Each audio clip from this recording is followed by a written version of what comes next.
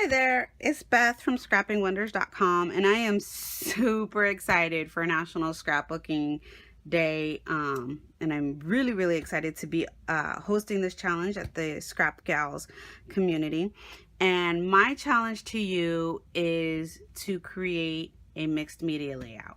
Now, what I'm going to show you in this video is how easy it is to get involved with mixed media.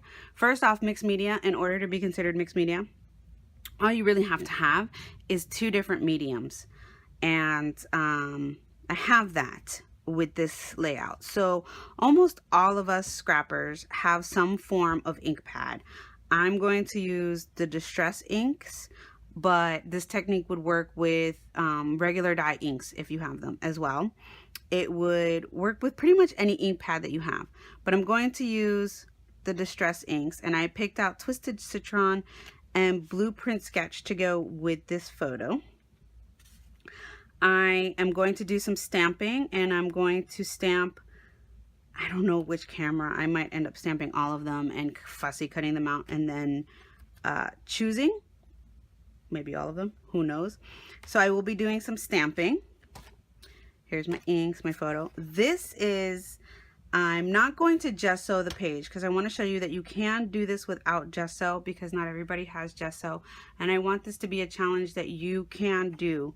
But this is watercolor paper. This is by Close to My Heart. It's watercolor paper. It's very heavy paper. I don't quite remember what pound weight it is, and it's smooth, so I can stamp on this just fine. So that's what paper cardstock I'm using. I actually picked out these gold stickers, which I'm not sure how they're gonna look with the colors that I've chosen. I've also picked out these stickers. I'm hoping that I have all the letters I need to create my title. And then I found these, but I'm not sure that I'll use them. I might use the heart somewhere on the plus sign. And then I have these chipboard from Maggie Holmes, and I'm really trying to use them up, and I'm having a hard time doing that. So I have the Craft Market one. I have, I believe this is Open Book, and I have Confetti. So I'm going to see, I might use the numbers here somewhere. Maybe that'll work. I don't know. But the photo is of his, on his birthday, and the kids all cuddled up next to him. So maybe I'll use the balloons and maybe the banner, something. So those are the things that I have picked out to use with this layout. I'm keeping it pretty simple. Again, my challenge to you is to use some form of mixed media. That can be stamping, that can be painting, that can be stencils. I have a stencil here that I'm probably going to use as well, but you don't have to. I have it, so I'm probably gonna grab some modeling paste and use this stencil as well, and I'm just gonna get messy and have a good time. So with that being said, I'm going to put you on fast forward and you can watch my process. Alright, so here I am. I'm getting ready to do the smushing technique. I have some packaging here, some water, and just smushing it around on the packaging and dumping it onto the paper. I figured the best thing for this layout with the colors that I chose was to start with the Twisted Citron first, because it is the lighter of the two colors. And I also wanted to dry that before I went ahead and moved on to the Blueprint Sketch, because I didn't want them to mix too much when I laid them down. So by drying that first layer, that prevents the Blueprint Sketch, when I dump that down on the paper, not mixing with the Twisted Citron too much. And you can see there's some markings from my fingers on the paper there from when I was squishing the packaging down. So see, I get some markings on the paper, and I really was quite happy with that. I liked that look. I liked that it wasn't, you know, perfect. I liked the markings that showed up on the paper, and I was okay with that. And then I'm here and I'm just adding my photo over the top to see how much of the ink is coming through and how much I like it, and where I need to add some more ink. And then I did the splattering technique with, I think it's just like a regular, it's just a regular round paintbrush. It's not like any special paintbrush. It's just a paintbrush in my stash. And then I didn't want to clean that off before, so I grabbed another paintbrush and I did some splattering with the Twisted Citron as well. And then I'm gonna go ahead and I think that's it for my background. I called that the background done. I went ahead and dumped my paintbrushes into some water, and then I came back and drying this as well, because obviously it needs to be all dry. Now, if you don't have a dryer, I know plenty of people have gotten away with drying their mixed media techniques with a hair dryer. So a hair dryer will work if you have a hair dryer and you don't have a heat gun.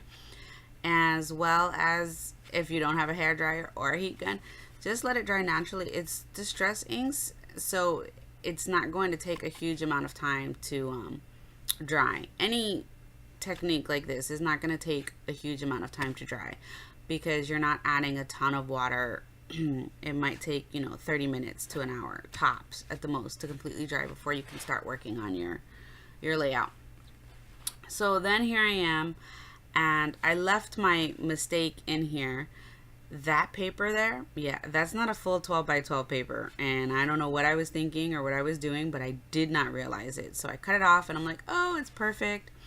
And then I cut 1/4 of an inch off of 2 of the sides of this paper so that I could stick it down onto the black and white stripe, or at least I thought that's what I was going to do. But you'll see, I end up having to change it because it's not a full 12 by 12. Then I have been really into using tissue paper lately, so I folded my tissue paper, I believe 3 times, so that the blue would be a little bit darker. I figured out where, how much tissue paper I wanted left, and then I'm just tearing it. I don't think it needs to be perfect, and by all means, when I teared the bottom of the tissue paper, it was definitely not perfect, but I just rolled with it, and I didn't let that bother me, because again, it's a mixed media layout, and I don't feel that anything needs to be perfect on this layout. So here you go. Here now I'm realizing it. Oh, that doesn't work. So then it took me a minute, but I found some other paper. This is from that Studio Calico had that $5 deal for a scrapbooking kit this month, and I picked that up, and this was paper that was in that kit. So I used that, and then I had also, yes, oh my goodness, such a mess this time. I ran out of my ATG tape, so I had to use my score tape, which is not normally what I use on this, but it's fine. It's good thick tape, and then I'll get to the store at some point so that I can buy some more ATG tape. Normally I have tons of it. Well, not tons, but I have boxes in the house, and I don't know what happened. I somehow ran out of it and didn't realize it. So I'm gonna have to run to Michael's and get some tape. Now, the thing with the score tape, the best way to make sure that you get it to stick really well is to burnish it. So I'm just burnishing it onto that paper, and then I go ahead and I lift up each strip of, tape so that I can stick this down. But I wanted you to see the process that, even if you don't have an ATG, if you have score tape, if you have any type of double-sided tape like this is going to work. And then I had to make sure that I was putting it right side up on my paper. And then here, because score tape is so strong, yeah, I wasn't going to get that back up without totally destroying the paper underneath. So I just left that little crease and ran with it. Now here, with tissue paper, because it's so delicate, I couldn't lay the score tape on it and rip it like I can with regular paper. So I had to use my scissors and cut it. And then some score tape on my photo. Nope. What did I do? Oh, look at that. I'm back. This is another day. So I got some ATG tape, and I left it in just so you could see how I load it, because some people have a hard time loading it, and apparently so did I today. But I finally got it on there, popped it on, and I'm loading my ATG tape. Yay! So I don't have to continue using score tape. I don't have a problem using score tape. It's just a pain in the booty to constantly have to rip off the backing. But I will use it for here because, again, it's tissue paper, and you cannot roll the ATG tape on there because it's just it rips. I've tried it before, and it rips. Again, the reason why my layouts don't take me a ton of time is because once I figure out stuff, I kind of commit to it. And I'm sorry I'm out of frame there, but that is the branding strip that was on the bottom of the Studio Calico paper, and it's the green kind of matches the Twisted Citron that I have there. And here I am, I'm going with my title and on some wax paper, and I'm gonna check that out and see how that works. The title is going to be His Babies.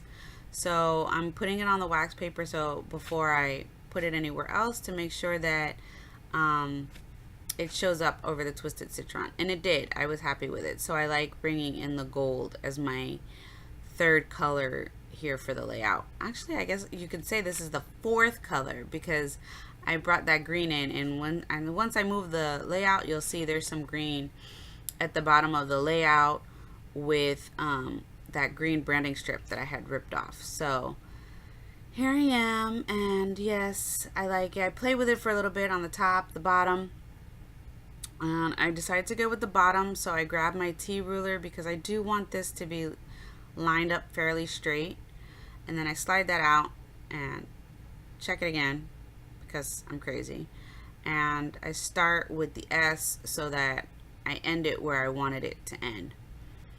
And you're just gonna see me very quickly here stick these on. I probably could have cut this out of the video, but I will admit this is one of the hardest videos I've ever had to put together, just because the actual layout took me an hour, which is unusual for me. Usually layouts don't take me that long to complete. I would say generally my layouts are completed in 20 to 30 minutes. So for this layout to take me an hour, I don't know what happened, but it did. And I have to admit that I am super happy with the result. Oh, there you go. There's my boo-boo. So that's what I was talking about with the ATG gun. The top of that was like lifted up a bit, and I wanted to stick it down, and I did stick it down, but the tissue paper tore some. Again, I'm really sorry I'm out of frame here, but all I did was grab that green washi tape that you saw, and I stuck it down in the corner, and I'm playing with that green strip of paper that I had that was left over from the Studio Calico paper. And then I found a chipboard piece as well as my chipboard balloons, and I'm playing with them. So I go with this one, and I put it on the photo because, again, the photo was lifting up off of the tissue paper. It's driving me crazy. I thought about both balloons. I didn't like it, so I actually stuck that pink balloon back on to the chipboard, and that's fine because I still have the packaging that it goes in. So I just stuck it back on the chipboard and let it be. I'm not sure where I went here at this point. I went somewhere. Oh, I went to go get some glue because, as you can see, sorry, there's my head. It was sticking up and it was driving me crazy. I don't know what it was, but it was driving me absolutely crazy. And there's the balloon. I just holding that down. Balloon goes back. Oh, and there's that corner that I've been talking about with the little green and then the chipboard. So I decided to go with that. I kind of liked the layering look that I ended up with, the two greens and then the happy little there. It's my little embellishment spot. I liked it. Cleaning up my mess. And I think here, yep, I'm gonna go ahead and stamp. So I haven't used these stamps yet. So you're gonna see me do some conditioning with them.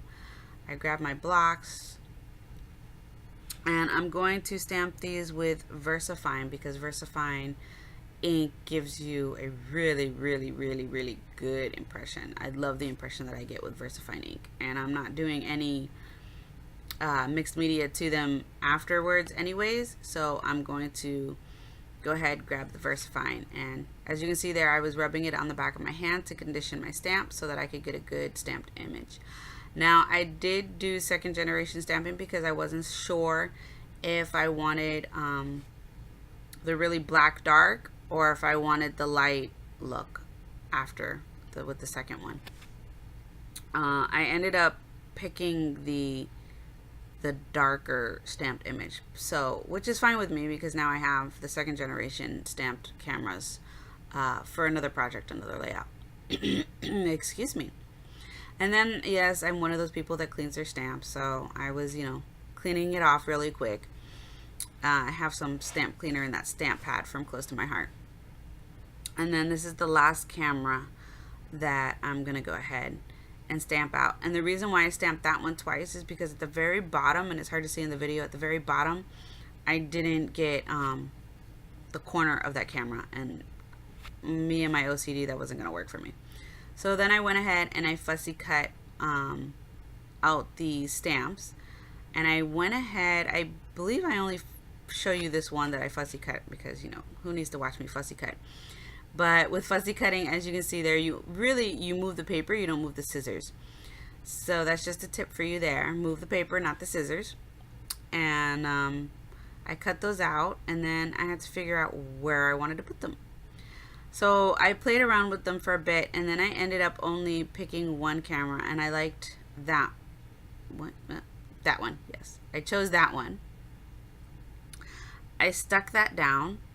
And then I told my story, and my story was basically just about the relationship between the three of them, how much on the weekend they love cuddling up next to him just like this, and that, you know, we can often find them all in this position on the weekend, especially on a Saturday morning or a Sunday morning, because that's usually when he gives me my time to go ahead and get crafty.